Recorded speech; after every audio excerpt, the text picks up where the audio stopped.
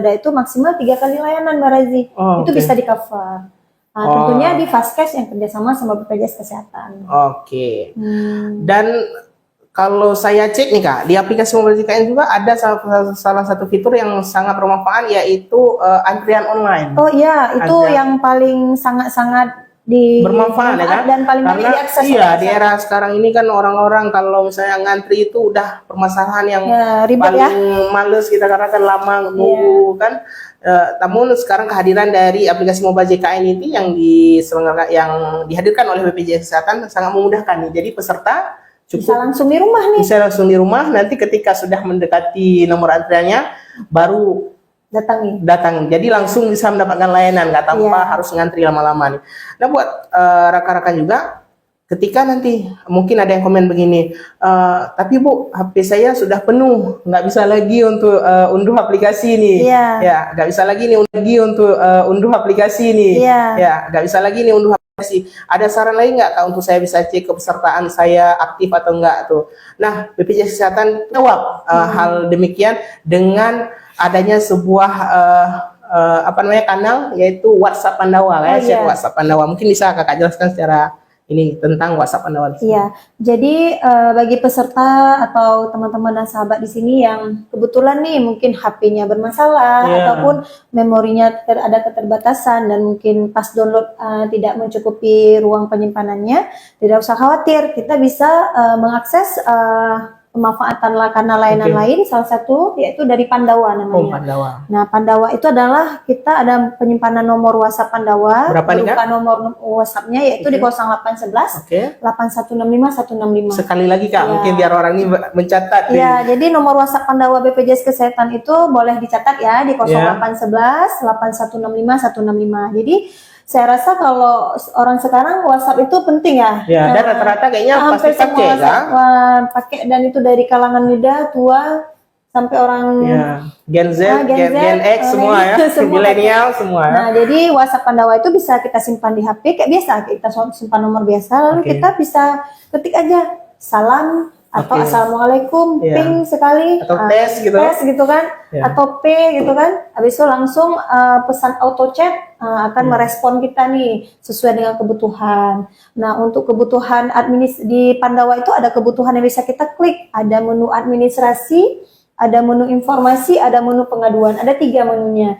Nah, sekarang tergantung kebutuhan kita, Barazi. Kita kalau mau butuh layanan administrasi nggak usah datang ke kantor, kita pilih itu. Tapi kalau kita mau informasi, salah satunya cek status kepesertaan, bisa langsung di kanal layanan WhatsApp Pandawa. Itu berarti kanal WhatsApp Pandawa ini berarti 24 jam juga dia kan? Iya, dia 24 jam. Kapan berarti rekan-rekan nih atau peserta dari program JKN perlu nih untuk mengecek status kepesertaannya, jadi nggak perlu nih harus ngantri apalagi di musim hujan begini kan Kak, kehujanan harus datang ke kantor hanya untuk mau datang cek status peserta.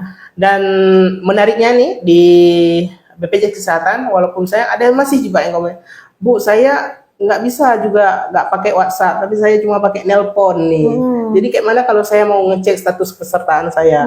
Dan lagi-lagi BPJS Kesehatan juga menghadirkan nih kanal yang sangat bermanfaat, yaitu ada call center 165.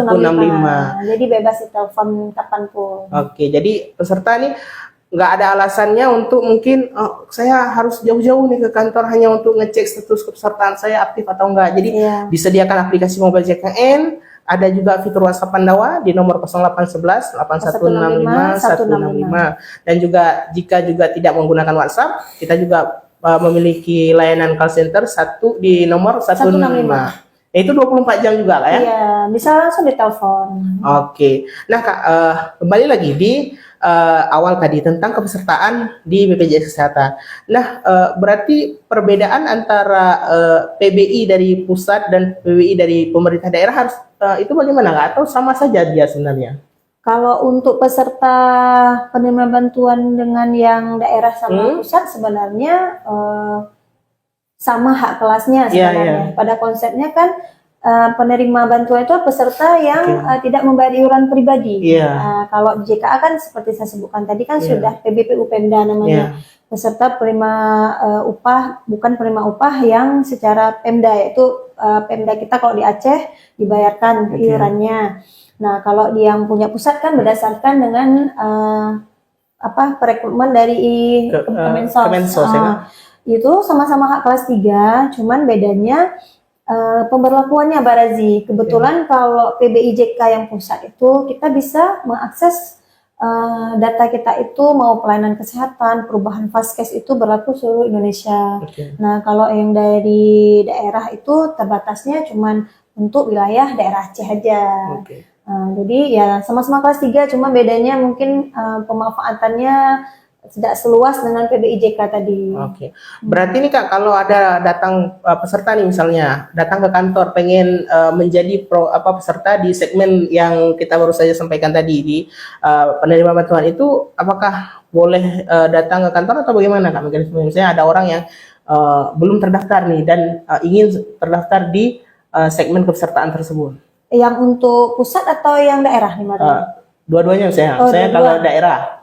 Kalau daerah kan kita kalau di Aceh sering sebut JKA ya, mudahnya ya.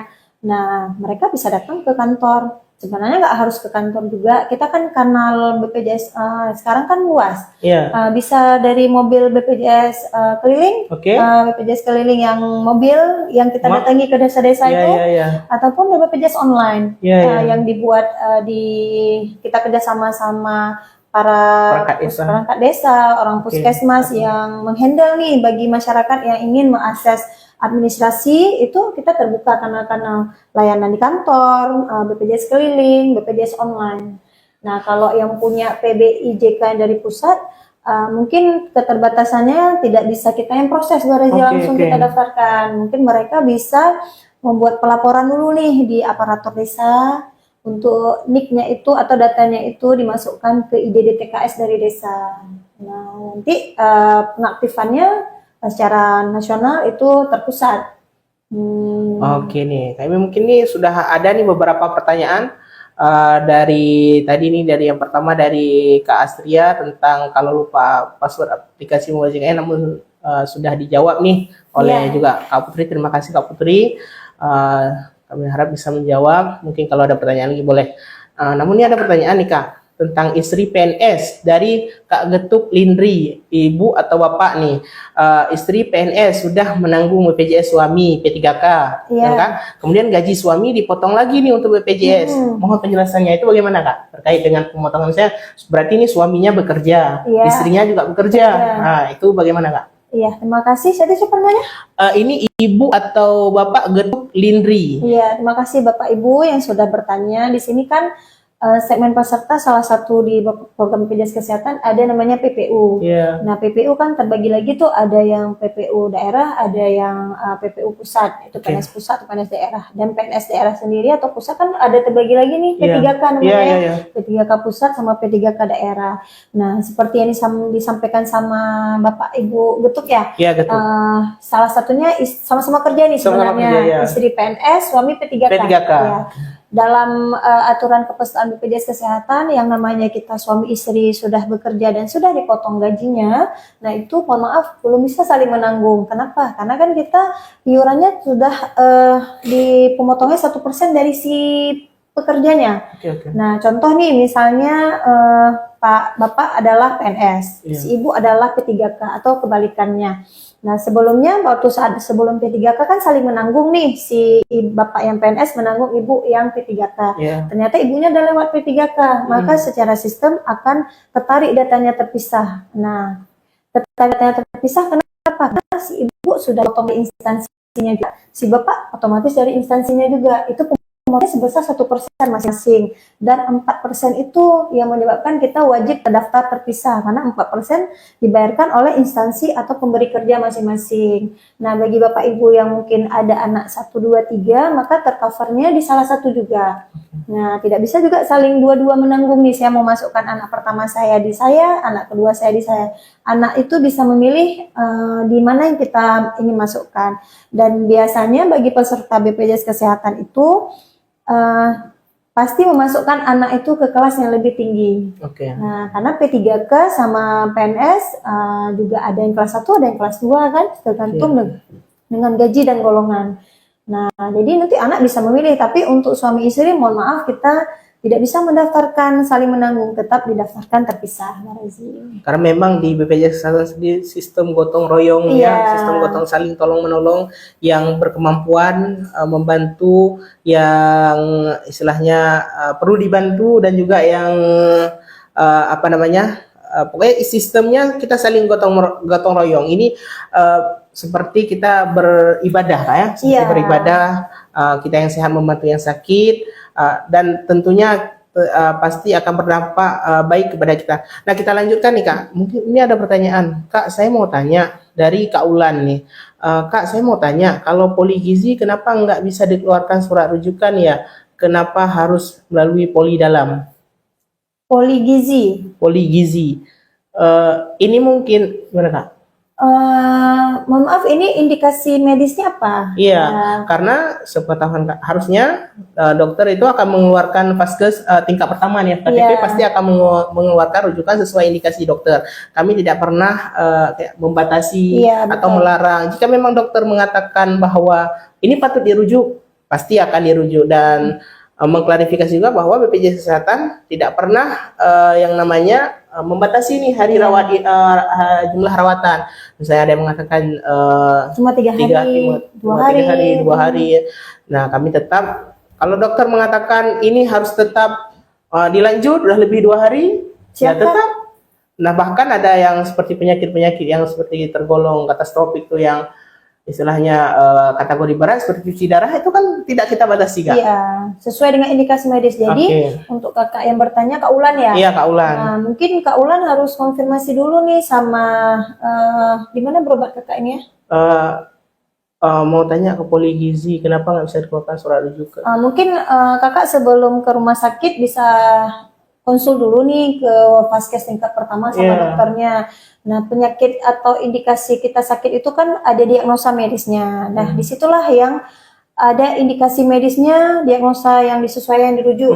Kalau memang kakaknya ditujukan ke poligizi yang ada dokter spesialisnya, kenapa enggak gitu. Tapi kalau misalnya di rumah sakit itu yang ada diagnosa medis kakak, mungkin gejalanya mungkin ke gizi. Tapi setelah diperiksa diagnosanya menjurus ke penyakit dalam. Nah, maka dokter akan memberikan rujukan ke poli penyakit dalam. Karena sesuai dengan medisnya itu. Karena dokter tentu pasti lebih paham, lebih tahu nih yang lebih baik nih untuk pesertanya, apa yang harus diberikan. Nah, kita cukup tetap langsung ngikuti aja apa yang ini. Dan juga buat Kak Ulan nih terdaftar di vaskes mana nih Kak? Mungkin boleh di komen nih. Harus konsul dulu ke penyakit dalam, baru bisa ke poligizi. Nah itu Kak, mungkin makanya dokter mungkin ada maksud ataupun tujuan mungkin terkait dengan diagnosa yang kakak ataupun penyakit yang kakak derita, mungkin agar dikonsultasikan dulu terlebih dahulu dengan dokter spesialis penyakit dalam, baru nanti bisa dirujuk ke poligizi. Nah, kita lanjutkan nih Kak. Untuk yang kepesertaan BPJS, tadi kita sudah bicara tentang yang segmen kepesertaan gratis atau ditanggung oleh pemerintah. Kita lanjut ke bahwa BPJS Kesehatan juga ada yang kepesertaannya yang iuran atau yang berbayar nih. Kepesertaan BPJS yang berbayar ini tentunya ada kelas-kelasnya nih tentunya. Jadi mungkin boleh dijelaskan Kak, berapa saja iuran ataupun tagihan yang harus dibayarkan jika peserta mau ke segmen kepesertaan yang mandiri ya, kalau kita sebut. Silakan Kak. Ya, jadi salah satu segmen peserta yang sudah kita jelaskan tadi yaitu PBPU namanya. Penerima bantuan bukan pekerja kan. Jadi yang dia bukan pekerja, namun dia mungkin menyanggupi iurannya secara pribadi. Nah, itu iurannya berbayar mandiri namanya. Nah, situ ada kelasnya juga, tergantung peserta mau pilih kelas berapa. Nah, BPJS Kesehatan ini kan nggak memaksa semua harus tercover di kelas 1 atau kelas 2. Nah, untuk BPJS segmen PBPU ini ada kelas 1 namanya iurannya 150.000, kelas 2 100.000, kelas 3 35.000. Jadi peserta tinggal pilih nih mau kelas 1, kelas 2, kelas 3. Dan untuk pendaftarannya juga ada Ketentuannya Barazi, Oke. mungkin mau daftar mandiri nih, Bapak Ibu sekalian mau daftar mandiri, itu dilihat dulu di segmen kepesertaan di KK itu berapa orang. Karena kita wajib menginkludkan berapa orang yang ada di KK. Kecuali di KK itu ada yang pekerja, itu tidak mungkin kita daftarkan mandiri. Nah, mana tahu nih Bapak Ibu yang sebelumnya sudah terdaftar di JKA, lalu ingin beralih ke mandiri, itu boleh. Oke. Silahkan dari kanal Pandawa tadi Barazi. Oke. Mau ubah sendiri juga boleh. Oke, mungkin nah yang paling menakutkan kan yang paling biasa terjadi ini, misalnya peserta sudah terdaftar nih di segmen kepesertaan mandiri, namun dianya tuh adanya tunggakan misalnya. Oh iya. Adanya tunggakan misalnya tanpa dia sadari, mungkin entah lupa bayar, entah telat bayar, entah mungkin lupa, terjadi apa namanya nonaktif kan, berarti biasanya nonaktif ketika dia sudah ada yang namanya apa namanya tunggakan iuran. Iya, Tunggakan itu yang sangat dikhawatirkan ya, kalau udah daftar mandiri, lupa bayar, telat bayar, maka terjadilah tunggakan.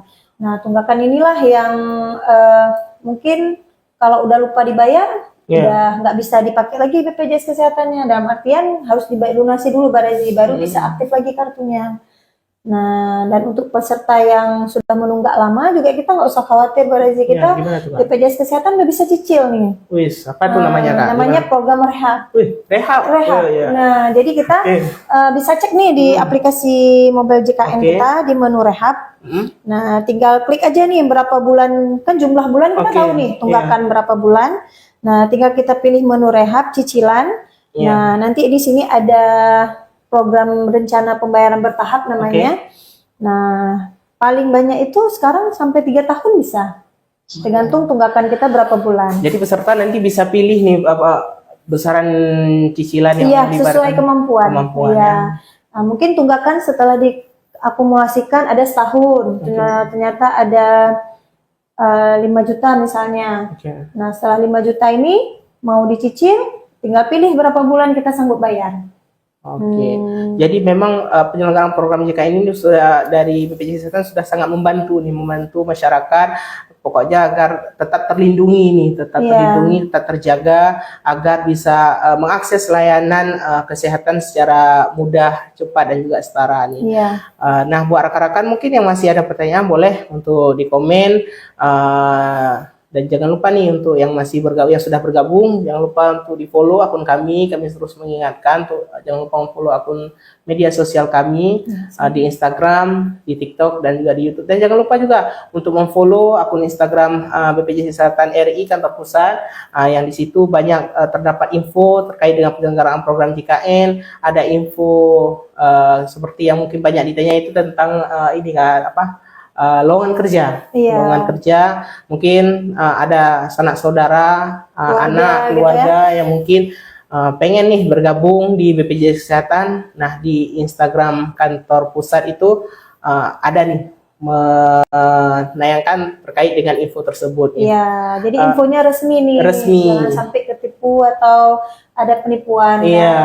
Nah Kak, ini kan di akhir-akhir ini mungkin rame juga isu terkait dengan apakah benar nih Kak, kalau misalnya BPJS Kesehatan ini tidak saya gunakan dalam jangka waktu tertentu, apakah akan nonaktif dengan sendirinya misalnya?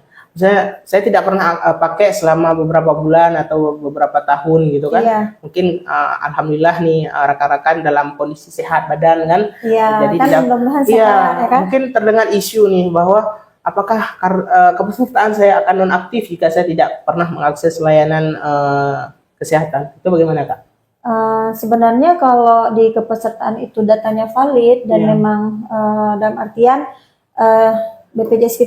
kartu BPJS kita atau data kepesertaan kita itu udah sesuai dengan data Capil. Kita tidak pernah pindah dari suatu daerah ke daerah lain. Data kita memang di situ alamat data bagus. Terus kita nggak ada perubahan nih.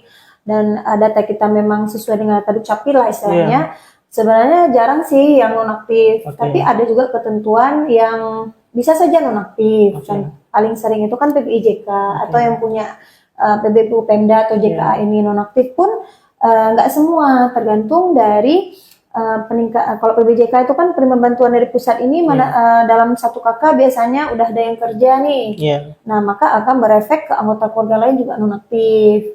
Ataupun kalau JKA mungkin pada saat sekarang tinggal di Aceh nih, di Lusmawe.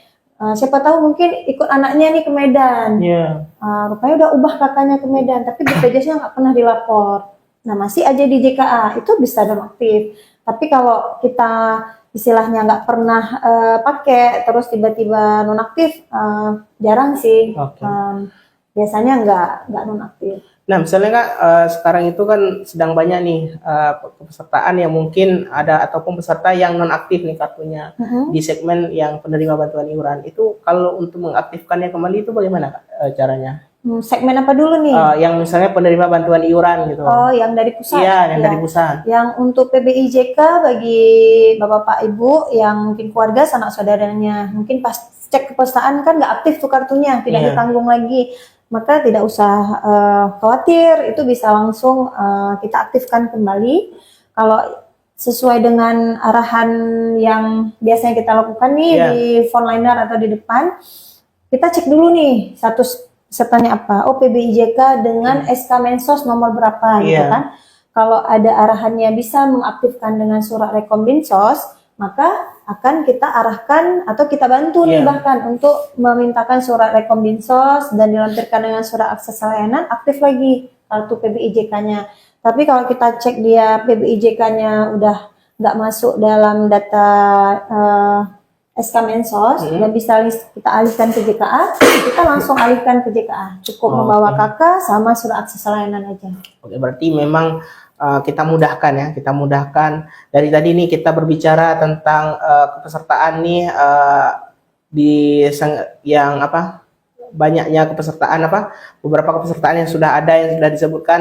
Kita juga mengimbangi dengan pelayanan yang terus kita maksimalkan nih, mulai dari kanal layanan non tatap muka seperti yang kita sampaikan. Namun kakak juga tadi pernah menyebutkan tentang BPJS keliling. BPJS keliling mobil BPJS keliling. Jadi BPJS Kesehatan menyelenggarakan program jemput bola nih Kak ya. Iya, program yang sangat memudahkan peserta nggak usah datang ke kantor. Jadi mobil dari BPJS Kesehatan itu akan turun ke desa-desa gitu Kak ya. Iya, jadi kita BPJS keliling ini kan rutin nih. Kapan kita jadwalkan di suatu desa, maka petugas kita akan langsung datang ke lokasi. Nah, biasanya kita di Menasah, di kantor Geci, ataupun kita bareng sama ibu-ibu posyandu nih, yang di desa yang kebetulan ngadain hari posyandu, maka sangat bermanfaat tuh. Kita datangi ke situ untuk proses administrasi data, mau nambah anggota keluarga, mau aktivasi, mau ubah vaskes, mau update data. Nah, itu silahkan datang ke mobil BPJS kita. Mungkin silahkan ditunggu mungkin kehadiran mobil BPJS Kesehatan di desa ataupun alamat dari ataupun desa-desa terdekat atau alamat yang mungkin mudah dijangkau oleh Bapak Ibu yang mungkin tidak perlu ke kantor gitu. Dan juga kita juga ada BPJS yang namanya BPJS online ya Kak? Iya, BPJS online ada lagi. Kalau BPJS online itu untuk mengetahui informasinya itu diselenggarakan sama perangkat desa juga. Kebetulan BPJS online kita kan udah koordinasinya sama Dinkes. Dinkes itu menunjuk ke puskesmas. Nah, saat ini kita lagi jalan ke daerah Bener Meriah nih, di wilayah wilayah kerja Puskesmas Pantai Raya. Jadi mungkin yang saksiin live kita ini salah satunya dari orang Bener Meriah di Puskesmas Pantai Raya. Kan puskesmas itu ada beberapa desa ya yang mencakupi di bawahnya. Itu bisa langsung join di desa yang udah kita buat. Berarti sangat memudahkan sangat membantu ini kepada peserta dari program JKN untuk bisa mengakses layanan di BPJS Kesehatan. Ini Kak, mungkin ada pertanyaan juga yang baru masuk nih dari Ibu atau Bapak Getuk Lindri juga tadi. Apakah PNS bisa menanggung BPJS orang tuanya yang non PNS? Mohon penjelasannya Bu. Apakah PNS bisa menanggung orang tuanya? Iya, apakah PNS bisa menanggung BPJS orang tuanya yang non PNS? Mohon penjelasannya Bu. Itu bagaimana? Ini non PNS maksudnya yang biasa? Iya, orang tuanya bisa. Untuk saat ini PNS pegawai swasta itu bisa menanggung untuk orang tuanya. Namun saat ini masih kita buka atau masih sesuai dengan instruksi Dirjen Pembendaharaan Ya. itu boleh untuk PNS pusat. Nah, Oke. untuk PNS pusat di situ ada PNS pusat, yaitu TNI Polri dan P3K pusat. Nah, itu boleh kita daftarkan pemotongan 1% dari gaji Oke. yang dibantu pengkolektifannya melalui bendahara gaji. Oke. Nah, itu langsung kita proses. Nah, dengan mengupdate iur gajinya bulan berikutnya, maka pemotongan 1% untuk iurannya kembali. Contohnya nih, PNS itu sudah dipotongkan 1% dengan gajinya misalnya 5 juta. Iya. Otomatis untuk beliau sendiri kan 50.000. Iya. Ternyata beliau mau masukkan anggota keluarga tambahan itu boleh untuk anak keempat, Oke. kelima, seterusnya. Ataupun bapak ibu mertua, bapak ibu kandung, apalagi ya kan. Iya. Nah, itu pemotongannya masing-masing orangnya yaitu 1%. Nah, boleh nih dibantu laporkan ke bendahara gajinya untuk diupdate iur gajinya di bulan berikutnya. Kita pedomannya cuma daftar gaji lintang yang sudah ada pemotongan 1%, maka kita akan langsung daftarkan.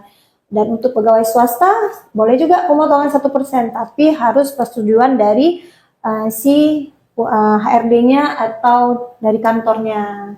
Kalau boleh, maka kita juga mendaftarkan.